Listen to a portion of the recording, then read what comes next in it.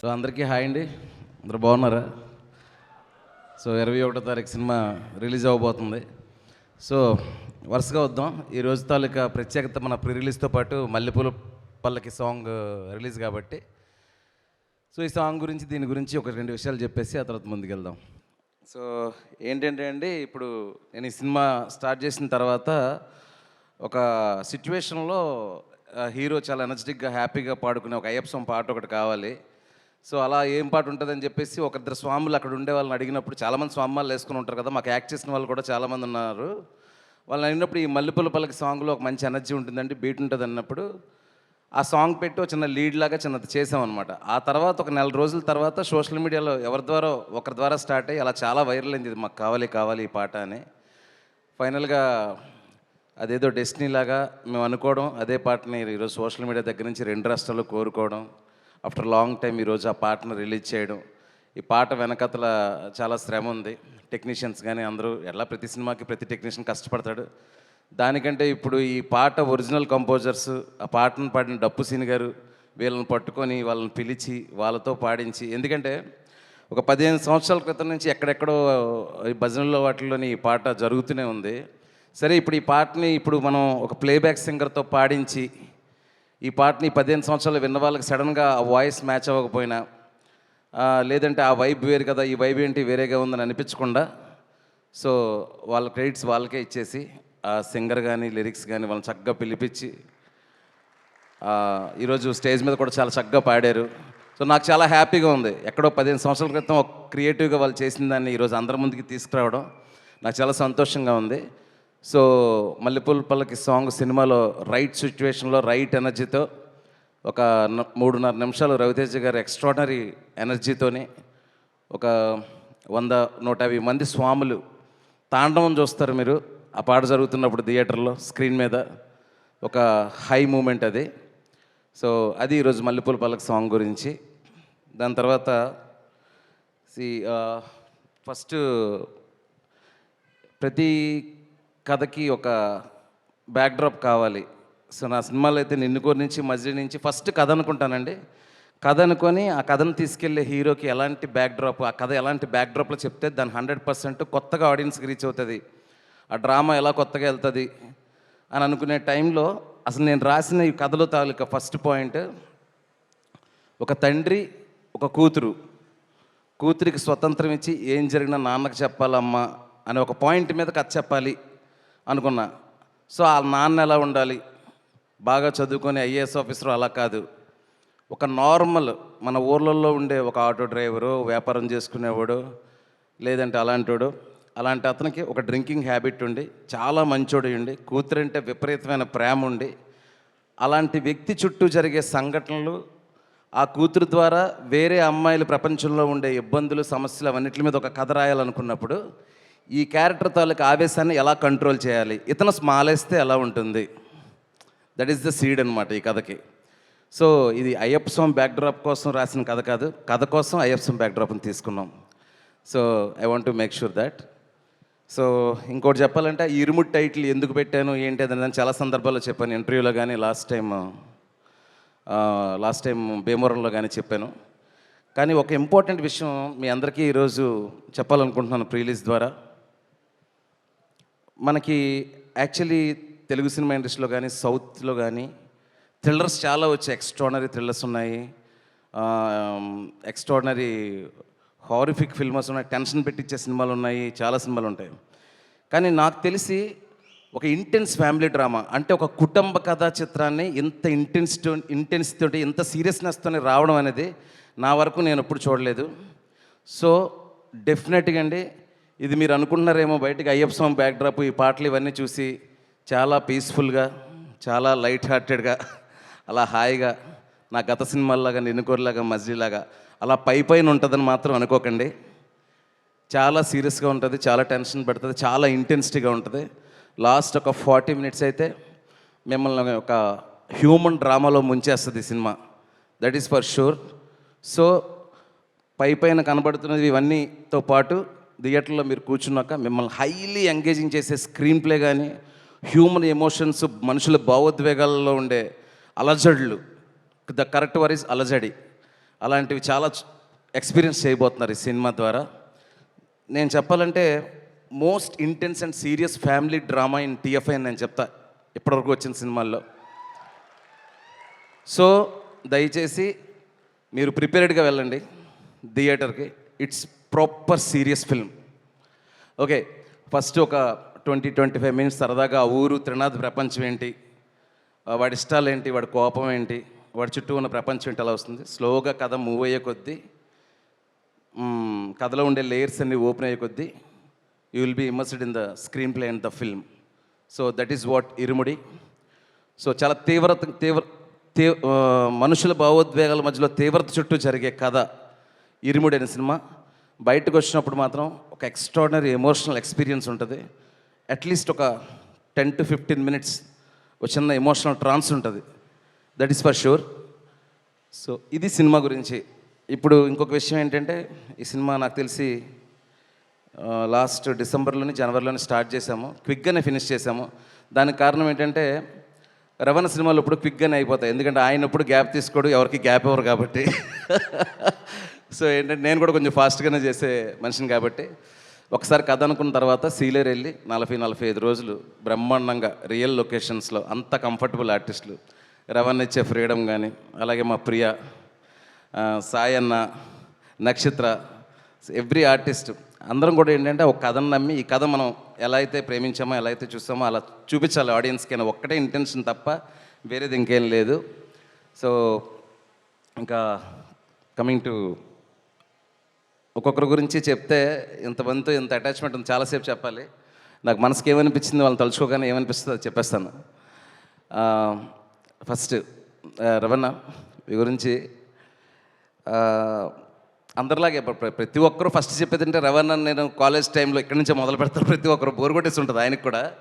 కానీ నాకు ఏంటంటే అండి, రవణ నేను ఈడియట్, అమ్మ నాన్న తమిళ అమ్మాయి నుంచి నేను డైరెక్టర్గా అయిన తర్వాత కూడా ఎప్పుడైనా చేస్తే ఒక యాక్షన్ కమర్షియల్ ఎలిమెంట్స్ ఉంటూనే ఒక మంచి మాస్ ఫిల్మ్ చేస్తానేమో నేను కూడా అనుకున్నా.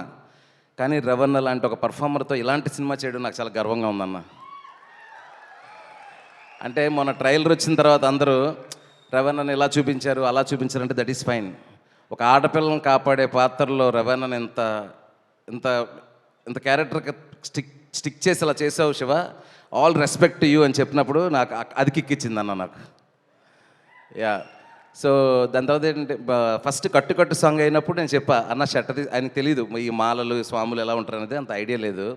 నేను క్లియర్గా చెప్పేవాడిని, చాలామంది చూస్తుంటారన్న వాళ్ళందరూ చాలా కనెక్టెడ్ కదా అది అన్నప్పుడు ఏం చేయాలని, షర్ట్ తీసేయాలని తీసి అలా చూసినప్పుడు అండి, అంటే నేను మొన్న ఏదో ఇంటర్వ్యూలో చెప్తున్నాను, చాలా తక్కువ మంది హీరోలు మిడిల్ క్లాస్ లోయర్ మిడిల్ క్లాస్లో ఆడవాళ్ళకి ఎస్పెషలీ ఒక బాబాయ్ లాగా, ఒక పెదనాన్నలాగా, ఒక చిన్నాన్నలాగా, నాన్నలాగా అలా కనిపించి రిలేట్ అయ్యే హీరోల్లో రవితేజ అన్న ఒకరు. సో ఎప్పుడైతే తీసి కట్టు సాంగ్గా హుక్ స్టెప్ వేశారో నేను అనుకున్నా పని అయిపోయింది, ఇక్కడ నుంచి తిరగలేదు, కనెక్ట్ అయిపోతారు అని అనిపించింది. సో అక్కడి నుంచి మొదలు సినిమా ఎండింగ్ వరకు ఎమోషన్ అలాగే ఉండింది. And one more thing, cinema కథ కోసం చూడండి, ఈ సినిమా పాటల కోసం చూడండి, అన్నీ ఉంటాయి, స్క్రీన్ ప్లే చాలా బాగుంటుంది, అన్నీ ఉంటాయి. కానీ రవణ పర్ఫార్మెన్స్ కోసం ఒక్కసారి మళ్ళీ సినిమాకి వెళ్తారు. You will see the peak high in the Ravana performance. అంటే ఆయన యాక్షన్లో చింపేశారు, విక్రమార్కుల్లో కూడా చాలా ఎమోషనల్ సీన్స్ ఉంటాయి, బట్ ఒక ఫుల్ ఫిల్మ్ ఒక ఎమోషనల్ ఎక్స్పీరియన్స్ లాగా ఉంటుంది. That is Irumudi. And next Priya, thank you so much. ఎందుకు థ్యాంక్ యూ అంటే, నేను కథ చెప్పినప్పుడు చెప్పాను, ప్రియా ఇది ఒక ఫాదర్కి డాటర్కి మధ్యలో కథ, బట్ మదర్ అంటూ ఉంటుంది కదా, ఆ మదర్ ఎంతవరకు ఉండాలి, ఆ మదర్కి ఎంత ఇంపార్టెన్స్ ఉంటుందో అంత ఉంటుంది. సెట్లో నేను సీన్లు చేస్తున్నప్పుడు నా ఎగ్జిస్టెన్స్ తక్కువైందనో, నా సీన్లు తక్కువైందనో, ఎప్పుడో ఫాదర్కి డాటర్కి సినిమాలాగా అయిపోతుందనో నువ్వు ఎప్పుడు నన్ను ప్రెషర్ పెట్టకూడదని, బై గివెన్ వర్డ్ ఎప్పుడు నన్ను ప్రెషర్ చేయలేదు, ఈ సినిమాకి సపోర్ట్ చేస్తూనే వచ్చింది. కానీ ఒక ఎక్స్ట్రానరీ పర్ఫార్మర్కి 100 సీన్లు అక్కర్లేదండి, 2 సీన్లు ఇస్తే సినిమాని పట్టుకెళ్ళిపోతారు. అలాంటివి 3 సీన్లు ఉన్నాయి ప్రియాకి. You will see how good she's in performance అనేది మీకు అర్థమవుతుంది. And after that Sayanna, Guruswamy character, Sai Kumar గారు. యాక్చువల్లీ నేను ఎప్పుడు అనుకోలేదు సాయి కుమార్ గారు, నాకు ఎందుకో పొరపాటును కూడా ఎప్పుడు 4 సినిమాలకి ఇప్పుడు మైండ్లోకి రాలా. ఈ సినిమా గురుస్వామి అనుకున్నప్పుడు గెడ్డం ఎవరికి బాగుంటుందని ఆలోచిస్తున్నాను మైండ్లో. గడ్డం ఎవరో బాగుంటుందని ఏవేవో ఇమేజ్లు తగులుతున్నాయి. నేను సాయి అన్న ఇమేజ్ వచ్చింది. నేను అనుకున్నా సాయి అన్న ఇలా ఉంటుంది కదా, మనం ఏమో కొంచెం డైలాగులు కొంచెం తక్కువ రాస్తాం, కొంచెం అండర్ ప్లే చేస్తాం. ఈయన కానీ వచ్చేసి మైక్ తినేస్తారేమో ఎలాను. ఫస్ట్ సెకండ్ రోజు కథ చెప్పిన తర్వాత వచ్చారండి. ఒక 2 డేస్కి ఏదో ఇద్దరం చిన్న డిస్కషన్ చేసుకున్నాం. ఆ తర్వాత నాకంటే ఎక్కువ వెళ్ళిపోయాను క్యారెక్టర్కి. ఎలా అయిపోయిందంటే ఈరోజు ఎర్లీ మార్నింగ్ 5 గంటలకు ఒకసారి, రాత్రి ఒకసారి, అమ్మ ఎడిట్ ఎలా వచ్చింది, రికార్డింగ్ ఎలా ఉంది, ఆ సీన్ ఎలా ఉంది, ఈ సీన్ ఎలా ఉంది. దట్ ఈస్ ద కనెక్షన్ అండి. ఒక్కసారి మనం ఆర్టిస్ట్కి మన కథ మీద లవ్ని క్రియేట్ చేయగలిగితే మీరు అడగక్కర్లేదండి, వాళ్ళే 1కి 100 ఎంతలు ఇస్తారు. అందులో సాయి అన్న ఒకరు. ఇన్ని సినిమాలు అన్న ఎప్పుడు పోలీస్ స్టోరీ. ఇప్పుడు కూడా తెల్లారి 6 గంటలకు కాల్ చేసి ఆ సీన్ ఎలా వచ్చింది, ఈ సీన్ ఎలా వచ్చింది, అలా ఆడని మనసు ఎలా వచ్చిందన్న నీకు, రిలాక్స్ అవరా. బట్ ప్రౌడ్ అన్న మీతో వర్క్ చేసినందుకు. మీకు సినిమా మీద ఉన్న ప్రేమ, నా మీద ఉన్న ప్రేమ, ఇరుముడి ఉన్న ప్రేమ ఎక్స్ట్రా. మీ పర్ఫార్మెన్స్కి అక్కడుంది ఇరుముడిలో సినిమాలో. చాలా మంచి విషయాలు జరుగుతాయి ఈ సినిమా తర్వాత. ఇంకా మంచి మంచి క్యారెక్టర్లు వస్తాయి 100% నమ్ముతున్నాను నేను. నైస్. ఇంకా నక్షత్ర బాబా ఎక్కడున్నారా? సూపర్. సో ఇప్పుడు రవణ పక్కనే ఒక పాపను పెట్టాలంటే ఫస్ట్ ఏదో నార్త్ ఇండియా నుంచి తేలేమో, అలాగని వేరే లాంగ్వేజ్లో వచ్చినా కూడా మన డైలాగులు, మన వైబు అంతా తెలియాలి. సో చాలామంది పిల్లలు అనుకుంటున్నాం. ఈ పాపను ఒక ఇన్స్టా రీల్లో చూసి పిలిపించి ఒక 2 సీన్లు చేశానండి. చూడంగానే దొరికేసింది మనమ్మ, మనకంట నాకు దొరికేసింది అని. అసలు ఎంత బంగారం అంటే పర్ఫార్మెన్స్ ఎంత సర్ప్రైజ్ చేసిందంటే, నువ్వు ఏడవడం కాదు నన్ను ఏడిపించావు. ఎన్నిసార్లు సెట్లో మానిటర్ ముందు కూర్చొని కళ్ళమ్మని నీళ్ళు పెట్టుకున్నా. ఆ పిల్ల ఉండిపోద్దండి, ఆ ఇమేజ్ ఉండిపోద్ది, ఆ పిల్ల ఉండిపోద్ది మీ మైండ్లో, ఆ పర్ఫార్మెన్స్ ఉండిపోద్ది. నక్షత్రకి రవణకి మధ్యలో ఉండే 4-5 సీన్లు స్కై హై తీసుకెళ్తాయి ఎమోషనల్గా. తర్వాత స్వాస్క. మనకి రీసెంట్ టైమ్స్లో తెలుగులో క్యారెక్టర్లు చేస్తున్న ఒక ఎక్స్ట్రాడినరీ ఆర్టిస్టు స్వాస్క గారు. ఎంత లబ్బర్ బంధు అని ఒక సినిమా వచ్చింది మలయాళంలో. ఆ సినిమాలో ఒక ఎక్స్ట్రాడినరీ క్యారెక్టర్ పర్ఫార్మెన్స్ నేను చూసి ఈవిడితో చేయించాలి ఈ క్యారెక్టర్ అని చెప్పేసి తీసుకొచ్చాను. మీరు చూస్తారండి పర్ఫార్మెన్స్, ట్రైలర్లో కూడా 2-3 షార్ట్లు చూసుంటారు. ఇది కదా పర్ఫార్మెన్స్ అంటే అనుకుంటారు. ఐఎమ్ సో హ్యాపీ స్వచ్గా casting you. Thank you so much. And ఇక్కడికి రాలేదు రమేష్ ఇందిరా గాని, ఒక ఎక్స్ట్రాడినరీ టాలెంటెడ్ పర్ఫార్మర్ ఒక ఆయన ఈ సినిమాలో చేశారు, కన్నడ ఆర్టిస్ట్. ఆయన పర్ఫార్మెన్స్ కూడా చాలా బాగుంటుంది. దెన్ అజయ్ ఘోష్ గారు. నా మొత్తం ఇందాకన్నాను కదా ఇరుముడి సో సీరియస్ ఫిల్మ్ అని, మొత్తం సీరియస్ ఫిల్మ్ నాకు సెట్లో కామెడీ ఏంటంటే అజయ్ అన్నతోనే నాకు రిలీఫ్. ఫస్ట్ అంతా మనసులో తిట్టుకుంటాడు, బయట ఏమో పొగుడుతున్నాడేమో అనుకునేవాడిని. లేదు, నా మీద నిజంగానే అభిమానం, ప్రేమ ఉంది. థ్యాంక్ యూ అజయ్ అన్న. ఫస్ట్ ఏదో ఒకటి అనుకున్నాం, అయినా కూడా పెద్ద మనసు చేసుకుని వచ్చావు. మంచి క్యారెక్టర్ చేసావు, beautiful character. Thank you so much. Then coming to my darling G V Prakash గారు. మీరు నమ్మరండి, నేను అసలు ఇంతో పని చేయాలని డైరెక్టర్ అయిన తర్వాత కాదు, అసిస్టెంట్ డైరెక్టర్ నుంచి అనుకుంటాను. చాలా ఇంటర్వ్యూస్లో చెప్పాను. ఆయన మనకు చేసిన డార్లింగ్, ఉల్లాసంగా ఉత్సాహంగా, రీసెంట్గా వచ్చిన లక్కీ బస్, ఇవన్నీ తెలుసు. Asuran, one of the cult film, ఆయన దానికి music director. Gangs of Wasseypur, cult classic in Bollywood, Anurag Kashyap film, దానికి ఆయన మ్యూజిక్ కంపోజర్. ఆయన చెయ్యింది లేదు, చూడంది లేదు. మెలడీస్ అయినా, యాక్షన్ అయినా, ఇదైనా. మన ఇరుముడు సినిమాలో ఏంటంటే ఒక రానెస్ ఉంటూనే ఒక మెలడీ కావాలి. ఒక పక్కేమో చాలా రాగా ఒక డార్క్ ఎలిమెంట్స్ అంతా ఉంటాయి, ఇంకో పక్కేమో చాలా బ్యూటిఫుల్ కూతురు మెలడీస్ అన్నీ ఉంటాయి. దాన్ని మిక్స్ చేయడానికి ప్రాపర్ నాకు కంపోజర్ కావాలి. ఎవరు అంటే జీవి గారు నాకు దొరికారు. Love you darling. నిజంగా నిన్న నైటే 8 రీల్ ఫినిష్ అయింది మ్యూజిక్. ఒక్క హగ్గించుకున్నా, ఇద్దరం ఎగ్గించుకొని కొడుతున్నామని చెప్పేసి అనుకున్నాం జీవి నేను. So thank you so much darling. నేను నాకు వర్డ్స్లో ఏం చెప్పాలో. Thank you, love you so much. అయిపోయింది. సో ఏం లేదు, ఇంత కష్టపడి వీళ్ళు పని చేశారు, మీకు బాగానే ఉంటుంది, మీరు వెళ్ళిపోతారు ఫంక్షన్ నుంచి. ఆ తర్వాత చెప్పలేదు నాకు గిల్ట్ తినేస్తుంది నాకు. తర్వాత ఇంకొకరు విష్ణు శర్మ, నా right hand. Darling please stand and show your face. One of the best cameraman right now in TFI, no in south, no in India. That guy is amazing. మీరు సినిమా చూడండి, సినిమాటోగ్రఫర్ గురించి పేజీలు రాస్తారు cinematography. Thank you darling, thank you so much. Then my editor Praveen Pudi. నాకు నిన్ను కోరి నుంచి 5 cinema, నాకు ఏంటంటే నిన్ను కోరి నుంచి నాకు ఒక 12 మంది టీం అండి, సేమ్ టీం 5 సినిమాల నుంచి. ఎందుకంటే నా సపోర్టు, నాకు శక్తి మొత్తం వాళ్ళే. వాళ్ళందరికీ పేరున థ్యాంక్స్ చెప్తున్నాను. ఎడిటర్ ప్రవీణ్ పూడి గారు నాకు అన్నలాగా నా ఇరిటేషన్స్ని అన్నీ భరించి, ఎడిటింగ్లో ఒక్క ఫ్రేమ్ ఇటు జరిపినా కంగారు పడిపోతుంటాను. నా కంగారుని, నా కాన్షియస్నెస్ని అన్నిటిని తీసుకొని నాకు ఏ సినిమా కావాలో ఆ సినిమాని నన్ను ఎలక్ట్ చేస్తూ చేసే ప్రవీణ్ గారికి చాలా thank you. And my production designer Sahi Suresh. Okay, ఇప్పుడు మీరు ఇల్లు చూసారు కదండి సినిమాలో, ఆ ఇల్లు సెట్ కానీ, ఆ సీలేరు లొకేషన్లో చిన్న చిన్న రీక్రియేషన్లు కానీ, ఆ జలపాతం దగ్గర బ్రిడ్జ్ కానీ, ఇరుముడిలో న్యాచురాలిటీ పోకుండా చేసిన మా ప్రొడక్షన్ డిజైనర్ సాయి సురేష్ గారికి థ్యాంక్ యూ సో మచ్. ఇంకా మా second unit cameraman Amar, thank you రా. And my co-directors and assistant directors టక్క పేర్లు చెప్పిస్తాను please, they worked so hard.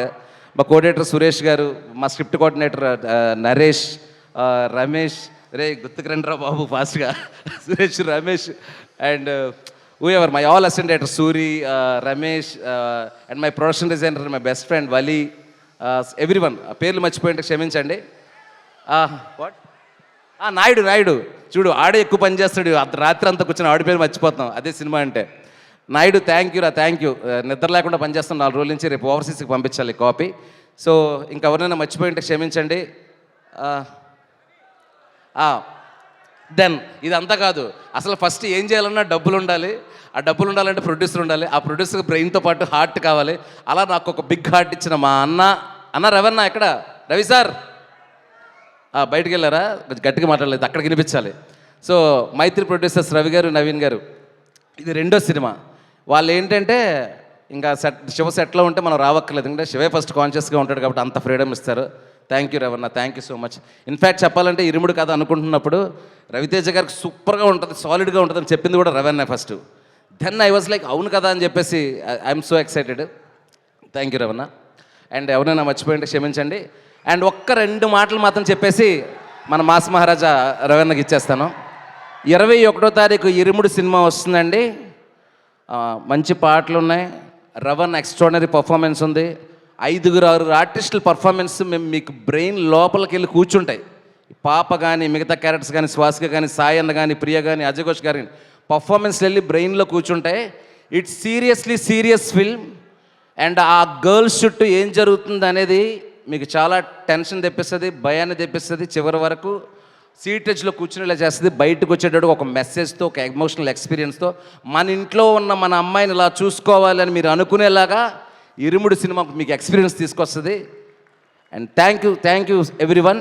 And event సక్సెస్ఫుల్గా చేసిన మా వంశీ అన్న, శేఖర్, ఇంకా PR team and all event organisers అందరూ కూడా థ్యాంక్స్. ఎస్పెషలీ మా సుమక్కి థ్యాంక్ యూ సో మచ్.